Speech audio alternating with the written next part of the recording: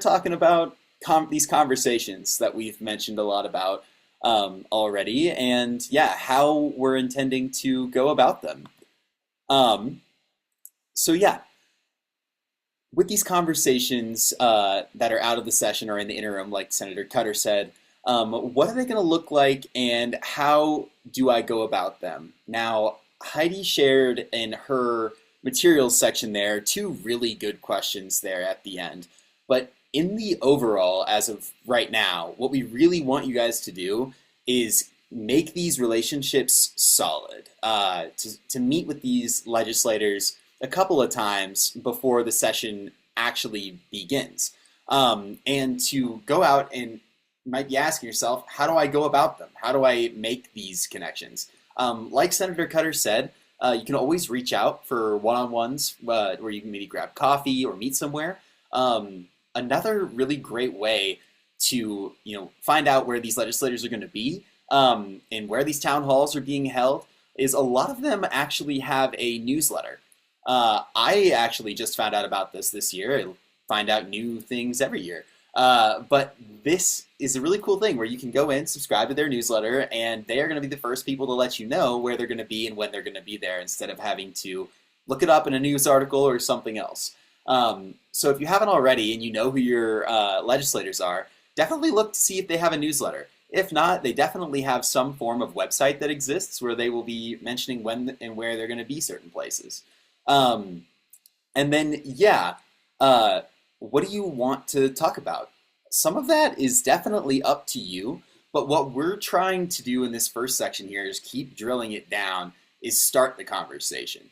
Start the conversation about why climate change is such a big issue, why we want to see them pursue pro-climate legislation, and see if they've got one of those 5 bill sponsor slots open to take on legislation that can really improve, our state. There's a lot that's, I guess, up to you in that avenue as well. Heidi shared all of those wonderful materials. That slideshow is going to be available to you. This Friday, we're going to be sending out an email to you all that has not only all the resources we've covered, but Heidi's little section there, as well as copies of 4 about 20-minute long YouTube videos that this will be cut up into, so that when people are joining and they're getting ready to get involved, they can see these static resources that exist. And obviously, Heidi and I are more than willing to help out as well, and we'll have our contact info at the end there. But yeah, it's a little bit of it's up to you. If you want to talk about specific, you can reference specific charts and graphs like Heidi was talking about, you're more than welcome to do so. And yeah, if you'd rather speak from that story yourself, we're going to give you some pointers on how to talk about that shortly here. So yeah, short-term goals. We're planting those seeds now, like Heidi was mentioning. You want these early conversations to really lay the groundwork for a relationship with your legislator, and we want them to get to know you, and we want you to get to know them. So that way when we come back around full circle, it is not a nice to meet you, it is a great to see you again. And in these next 2 weeks, what would a goal be? So we're not necessarily saying, oh, meet with your legislator within these 2 weeks. What we're really looking for is securing a meeting with one or more of your legislators in those coming weeks. Having an opportunity to go out and have coffee, or as simple as, I'm planning to attend this town hall and hoping to get a chance to talk with Senator so-and-so. And what we want to see happen as a result of this is you have these conversations eventually. In that spreadsheet that we introduced at the very beginning, there's little chambers, what would you want to call it, boxes, next to those senators and House reps that talk about the conversations that you're going to have with them. So Heidi and I are going to be going through there pretty regularly to see what people have been doing and what conversations are being had, and yeah, effectively being able to digest that. And what we really want to do in the long term is kind of evaluate a lot of these legislators I guess I'm going short term to long term here, but we want to hear what they have to say in the beginning here. How do they feel about climate change?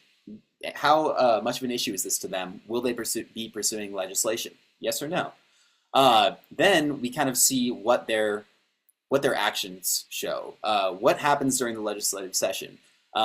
us as constituents will be testifying for bills, we'll be heading to the Capitol and advocating and lobbying and in person. But then ultimately what happened with those bills. And then next session, we'll be able to kind of evaluate these legislators and see, oh, well, these people really did what they said they were going to do. And then here were people here who just didn't really seem to really prioritize that. And why was that? And then you can see maybe, oh, so-and-so had a conversation with them, and maybe they were really invested in working on, gun control issues, for example. But yeah, being able to kind of put reasons there and kind of putting together these almost like scorecards for a lot of these legislators will be a great resource in the future. And then, yeah, eventually we'd like to kind of be able to give these legislators later on during the session a poll and ask them how they feel about these things on a scale of 1 to 10. So be on the lookout for that at some point as well. So yeah, with Climate Lobby Day 2026, we don't have a date selected, like I mentioned earlier. But what we are planning to do is host that on either the last Friday in February or the first Friday in March. So it'll be right around that time. We'll pick between one of those Fridays. We'll start letting you all know. But as you know, during Climate Lobby Day, we had almost 200 people there last year. And we had, I believe, 47 was our RSVP count for this. A lot of people weren't able to attend, and more people, I'm sure, will watch the videos after the fact. But if you know somebody that wants to get involved and would want to be a part of this, Heidi and I are more than happy to meet with them. We're more than happy to share these slides and videos with them as well. But this will be a more effective project the more people that we've got on board. So we're not going to be, stopping communication on this. You're going to still see it in our weekly emails. We're definitely going to be, still doing the outreach and trying to get in a long-term goal setting constituents in all of our districts in Colorado. That's a long-term goal. But with Climate Lobby Day 2026, and how this is going to culminate, is there's going to be so many people there that we would consider lobby leads. In the past, you may have heard me use that term, and really all that is someone who's really comfortable doing this. And we thought to ourselves, because having issues with that in the past, how can we solve that problem? Well, right here, and what we're doing through this is the exact best way to go about it. Not during the legislative session. We're going to be leading up to the legislative session. You've got as many resources as you could possibly think of, and if you ever need something, or you have a question about something, we're happy to answer them. So as we get closer to that Climate Lobby Day, it's ideally just going to be a stronger and more impactful event. So I'm going to do some quick background here, just on the life cycle of a bill. This is really just quick background for our YouTube audience as well as you. And then after this, I'll be getting into a little bit of story of self and why that's important, and then we'll be doing a Q&A. So I'm just going to quickly kind of blaze through this, and just appreciate you paying attention here for these last few slides. So yeah, stage one, before a bill is introduced, in what we would consider right now is stage one, bill concepts are being formed, and that bill language is being written. Like Senator Cutter said, this is also around the same time where legislators are beginning to pick the bills that they want to be the sponsors for in the 2026 session. This bill writing section can go on up till the session begins, and I think, Heidi, correct me if I'm wrong, I think even into the session when we talk about late bills that eventually get introduced. Actually, I'm not 100% sure on that. But yeah, there are, I guess, 2 stages for a bill to be introduced, and it is either as a late bill or as one of the 5 bills that's being brought up by a sponsor. Yes, those constituents and different groups are able to meet with those legislators to influence bill concepts. That's what we're doing now. And then, yeah, the bill's assigned and it moves forward to where it is then introduced. So a bill is then introduced during its first reading. The prime sponsor, which is effectively the number one face on that bill, is the one who will introduce it. And yeah, it is introduced in either the House or the Senate, and then it is assigned to a committee of reference. There's a bunch of different committees that are listed there below that you can see. And most of the time when you get an email from Heidi or myself asking you to testify on a bill, it's usually in committee.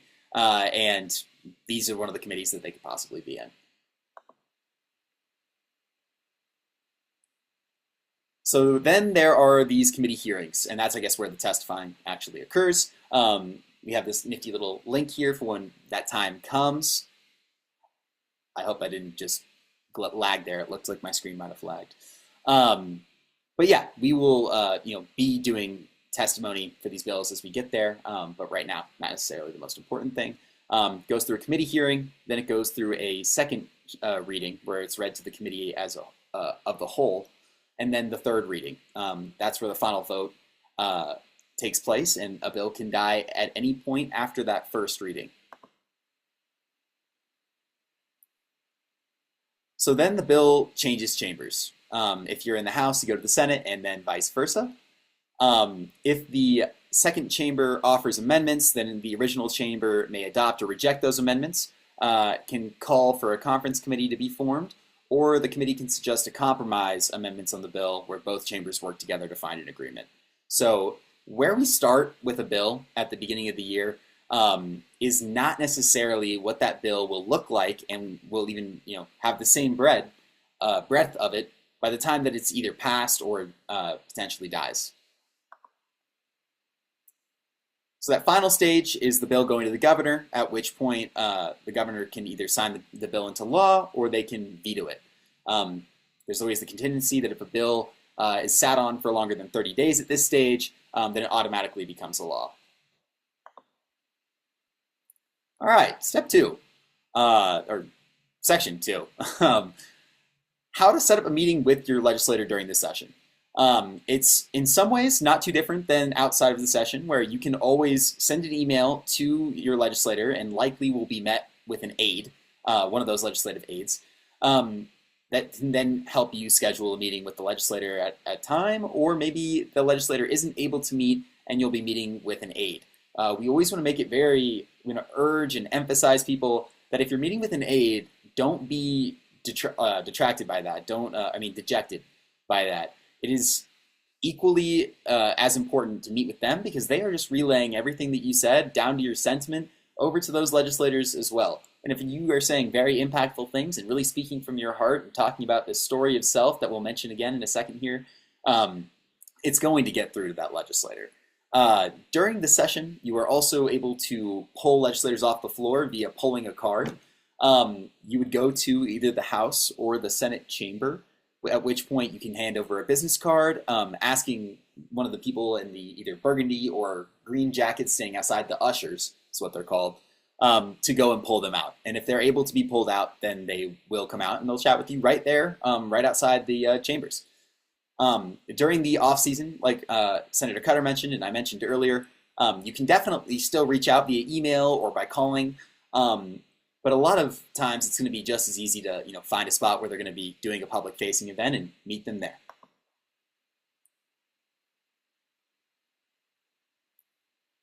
So yeah, this is just some ins and outs of what pulling a card is, sort of like I just mentioned there. And then yeah, no matter what, whether you're meeting with the legislator during the session or outside of the session, make sure that you've always got a plan and that you know what you want to say, what you want to cover, and you know what your ask is going to be at the end of that. As of right now, that ask that Heidi had kind of covered in her slides is, can we count on you to pursue pro-climate legislation in the 2026 legislative session? That is the end-all be-all question right there. And if so, what bills are you undertaking, and what are you going to pursue? We've got these different kind of flowchart things here, but a very important part and the really biggest part of this slide to hammer down is always make sure to follow up with your legislators. We don't ever want this to be I met with them one time and then I didn't meet with them again and then I saw them at Climate Lobby Day. We'd love for it to be more of a continuous conversation about why this matters. Like Senator Cutter said, once that noise gets louder, they're going to hear it. And there's really two ways to get through, and it's enough of us showing up or having enough of like a story to really get through and having that personal lived experience.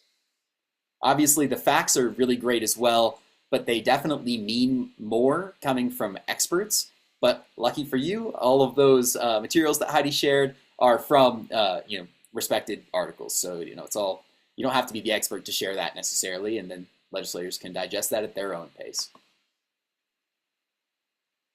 So yes, story of self, one of the most important cornerstones of this project. So it's your story and it's your stake in climate change and your life. Like Senator Cutter said, as a constituent, your legislator is there to serve you. They are there to listen to what's happening to you, what's happening in your community, and how it's affecting you or people that live near you's lives.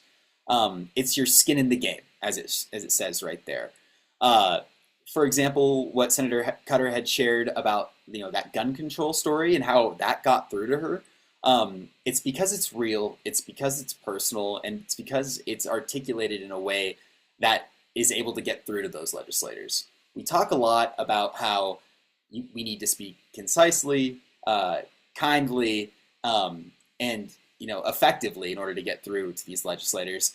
But a lot of that comes with that planning and really visualizing that story of self.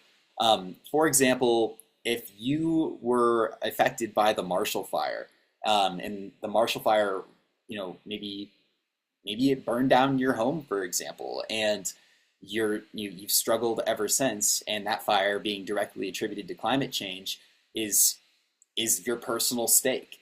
You go and you have that conversation with one of your legislators explaining your situation and how it's affected you and how these fires aren't going to just stop if we keep doing what we're doing. That's much more likely to get through to a legislator, and I know that's a very surface level example, than, well, you should care about climate change because it's causing forest fires. Essentially the same thing, but said it in a slightly different way like that, it's going to mean a little bit more to that person.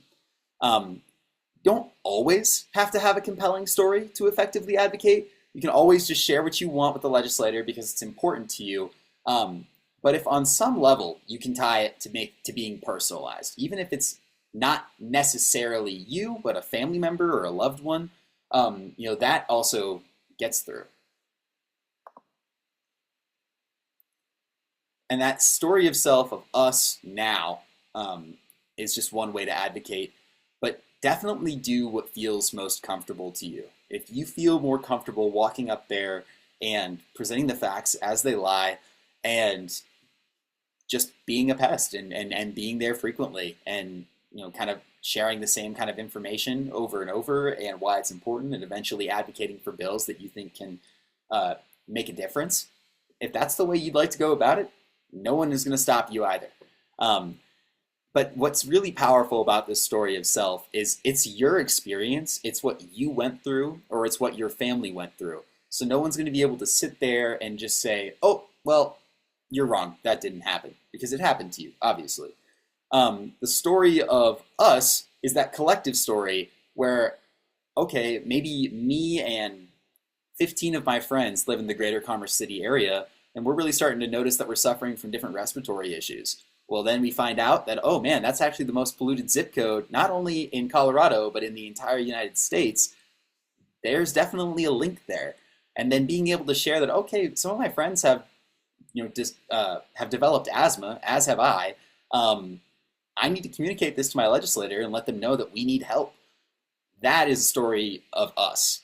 And then between those both there, connecting self and people together, you can kind of place yourself on a timeline of where we are at and how there's two ways to really go here. It can either continue to go the same way it is, things are going to keep getting worse, things are going to keep getting tougher, climate change is going to keep making everything warmer, there's a laundry list of things that are going to happen, or we can make a difference and we can start that change right now. So all of that being said, and that was a lot, it just kind of boils down to what is your narrative?